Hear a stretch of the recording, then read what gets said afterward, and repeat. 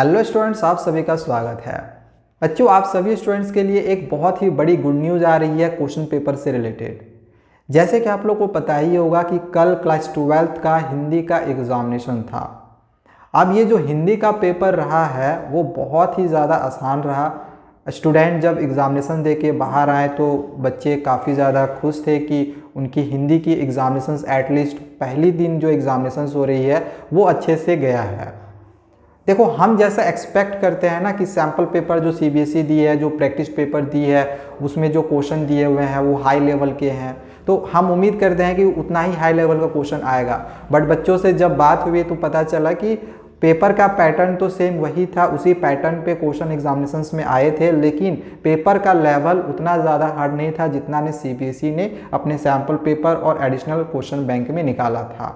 तो यहाँ पे एक बच्चों के लिए खुशखबरी है कि उतने हार्ड पेपर आपके नहीं आ रहे हैं जितना कि आप एक्सपेक्ट कर रहे हो, तो डरने की ज़रूरत नहीं है। गुड न्यूज़ आप लोग के लिए कि क्वेश्चन पेपर आप लोग का ईजी आ रहा है। साथ ही साथ जो आपकी क्लास 12th की अब जो एग्जामिनेशंस होगी वो 24 को शायद इंग्लिश के एग्जामिनेशंस है और 10th की फिर 27 को भी इंग्लिश के एग्जामिनेशन है। तो हम आगे उम्मीद करते हैं कि इन सब्जेक्ट्स में भी आपके जो क्वेश्चंस पूछे जाएंगे वो ईजी ही आएंगे। हाँ, एक चीज़ यहाँ पे आप लोगों को मैं बताना चाहूँगा कि क्लास 12th के अगर आप हिंदी के क्वेश्चन पेपर को देखोगे तो ओवरऑल तो पेपर बहुत अच्छा था, लेकिन अगर उसमें अगर कोई डिफ़िकल्ट सा सेक्शन था वो सेक्शन ए था, यानी कि जो कॉम्प्रिहेंशंस के जो क्वेश्चंस थे वो थोड़े से डिफ़िकल्ट थे।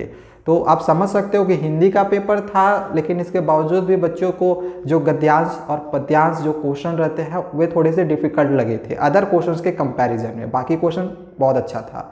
तो जब आप हिंदी के आप समझ सकते हो जब पैसेजेस को क्वेश्चंस को करोगे तो आपके लिए थोड़ा सा और वो डिफ़िकल्ट हो सकता है, सिर्फ पैसेजेस के क्वेश्चन। ठीक है, तो मैं आपको बस यही रिकमेंड करूंगा कि जो पैसेजेस के क्वेश्चंस है, जो रीडिंग सेक्शन है, उसकी तैयारी अच्छे से ज़रूर कर लेना। रीडिंग सेक्शन के क्वेश्चंस कैसे हम इजीली बना सकते हैं उसकी वीडियो हमने बनाई हुई है, एक बार जरूर देख लेना, डिस्क्रिप्शन पे लिंक दिया हुआ है। आपको सारी चीज़ें समझ में आ जाएगी, अच्छे से पता चल जाएगा कि हम कम समय में कैसे रीडिंग सेक्शन को बना सकते हैं। ठीक है, थोड़ा सा बस आपको रीडिंग सेक्शन में समय देना होगा। आप रीडिंग सेक्शन में थोड़ा सा ज़्यादा सा समय लो, भले ही आपका देखो राइटिंग सेक्शन में समय ज़्यादा मत लेना, क्योंकि राइटिंग सेक्शन में हम फॉर्मेट याद करके जाएंगे, वही फॉर्मेट लिख कर आ जाएंगे, हमें नंबर मिल जाएगा। तो राइटिंग सेक्शन में समय ज़्यादा नहीं वेस्ट करना है। जो भी समय देना है आपको थोड़ा सा रीडिंग सेक्शन में देना है और थोड़ा सा लिटरेचर सेक्शन में देना है। अगर इन दोनों सेक्शन में आपका अच्छा चला जाता है तो डेफिनेटली आपके मार्क्स 80 में आपका 70 से अबव आ जाएगा। ठीक है, तो चलो एक गुड न्यूज़ था, अच्छा था कि एटलीस्ट बच्चों का हिंदी का पेपर अच्छा गया है, और उम्मीद करते हैं कि आगे जो इंग्लिश के पेपर होंगे वो भी इसी लेवल के होंगे, उतने हार्ड लेवल के क्वेश्चन आपके एग्जामिनेशन में नहीं आएंगे। और हाँ, हम भी आप लोग को कुछ सेट्स वगैरह भी करवा रहे हैं, जिसमें 2 सेट्स हमने ऑलरेडी आप लोग को दिए हुए हैं इंग्लिश पेपर का, उससे भी क्वेश्चन आपके एग्जामिनेशंस में आने के हाई चांसेस है। ठीक है, तो उन क्वेश्चंस की भी तैयारी कर लेना। 2 सेट और कर दूंगा, अगर वो भी अगर आप देख लेते हो, टोटल 4 सेट कर लेते हो तो आपकी प्रैक्टिस बहुत अच्छे से हो जाएगी और डेफिनेटली आपके नंबर भी बहुत ही अच्छे आएंगे।